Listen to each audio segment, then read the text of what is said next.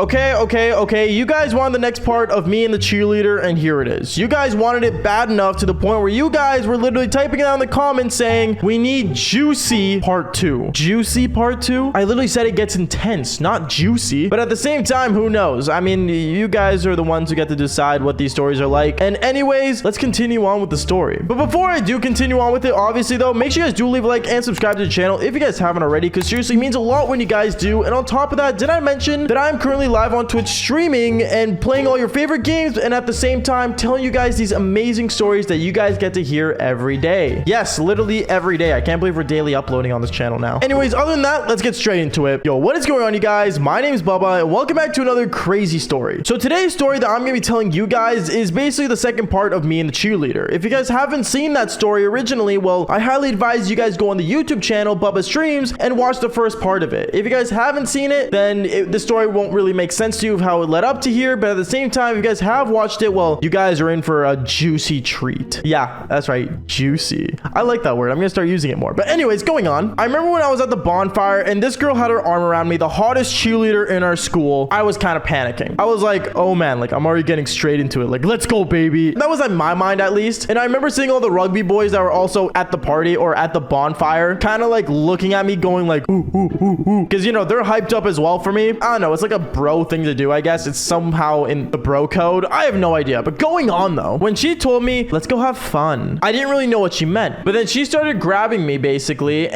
started dragging me away from the bonfire. As I was getting dragged away though, one of her friends ended up coming up to us and saying, excuse me, what are you doing, Bubba? I said nothing. I wasn't doing anything. I said, oh, nothing. Like she's like kind of out of it, I guess. So I'm kind of like, you know, just kind of standing here. I didn't know how to explain to her that her friend literally dragged me out towards the bushes. I had no idea what to say. And not to mention, it looked really bad on my part, but I mean, I can't blame her for what she saw. Anyways, going on though, she was like, okay, like here, come with me. So basically she takes her friend and walks away, and I just walk back to the rugby boys, and all the boys are like, ooh, he got blocked, get wrecked, whatever that meant. I don't know. I didn't really care. I kind of just went on with it and just, you know, enjoyed the bonfire that was happening until like 2 hours later. The cheerleader, the hottest cheerleader, ended up walking back up to me saying, hey Bubba, like can I like talk to you for a second? I told her sure, so I stood up and I went to her and I basically talked to her. She told me, hey, like I just want to apologize, like my friend should have came in the way and stuff, like I don't know why she did that. And I looked at her and I'm like, well, I mean, she's just there to protect you, you know, girls do that, like I don't blame her at all. And after that, she comes closer to me, she's like, yeah, but like you do realize like I'm not even like wasted or anything, right? Like I haven't even started drinking yet. I looked at her and I'm like, what do you mean? Like you seem so out of it. And then she told me, oh, like I just pretend because like I don't actually like drinking. I'm more like the type of person just kind of do the devil's tango.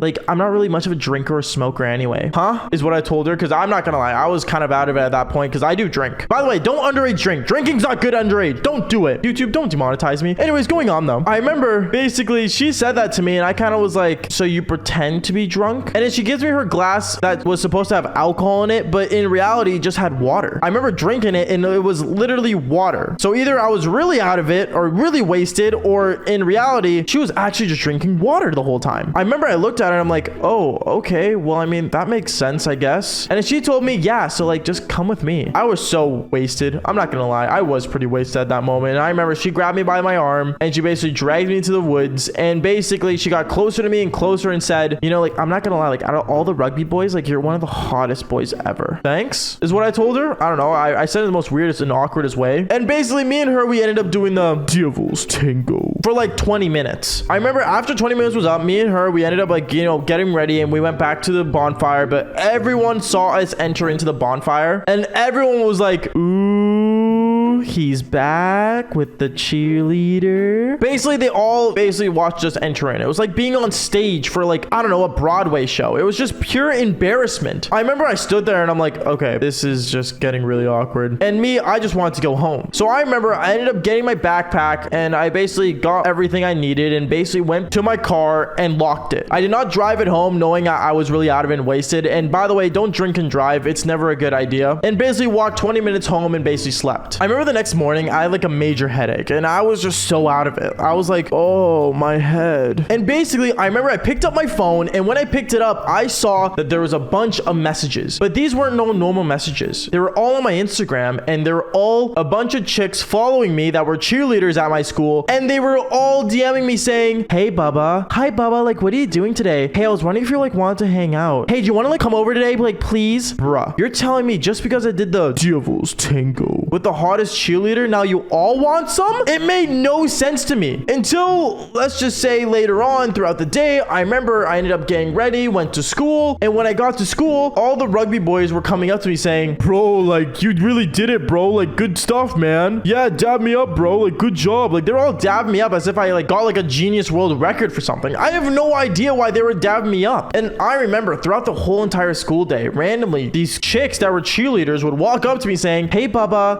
like, what are you doing? Hey, like, do you want to like walk to class with me? As if I somehow became more popular than I already was. I don't know. It made no sense to me. And to be honest, at this moment, I was just kind of dazed out of my mind. Like, I don't know. For some reason, when things like this happen to me, I kind of just ignored it and basically just pretend I don't know what's going on at all until the most insane thing happened, where basically I remember the girl that ended up doing the Devil's Tango with at the bonfire, the hottest cheerleader, let's just say, ended up walking up to me saying, hey, like, can I talk to you for a second? And obviously I'll talk to her because she's like, you know, we already did it, so it made sense. She pulls me aside and pulls me into the science classroom and says, hey, like, so listen, like, everyone wants a piece of you now, and like, I don't know why, but like, I think I might have said something yesterday that kind of like made them all want you. And then I asked her, I'm like, what'd you say? Like, what in the world could you possibly do? And then she said, oh, like, I told everyone that you had the biggest eggplant out of all the boys. What is what I told her? Like, I had no idea what she was talking about. I don't even want to know what she's talking about, because for her to know that information, she must have done all the rugby. Oh my God. You know what? It doesn't matter. Going on with the story though, I remember she told me, hey, so listen, all the cheerleaders are having a private party at like my place tomorrow. And like, you know, I was wondering like if you want to go.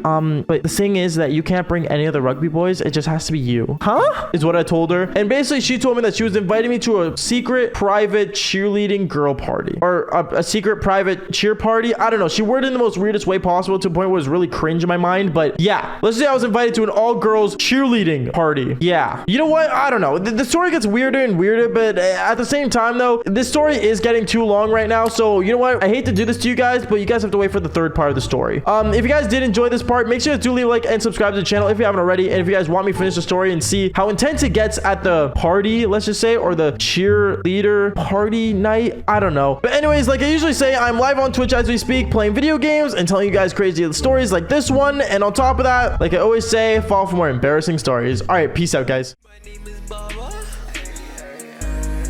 I'm still on top of the world. Devil's Tango with your mother. Of course, let's go. Should I make it a story? Let's click record. Got that TikTok with 2 mil hit different with some more. She said she love me, she kept. Should I exit for sure? I got 100K for my life.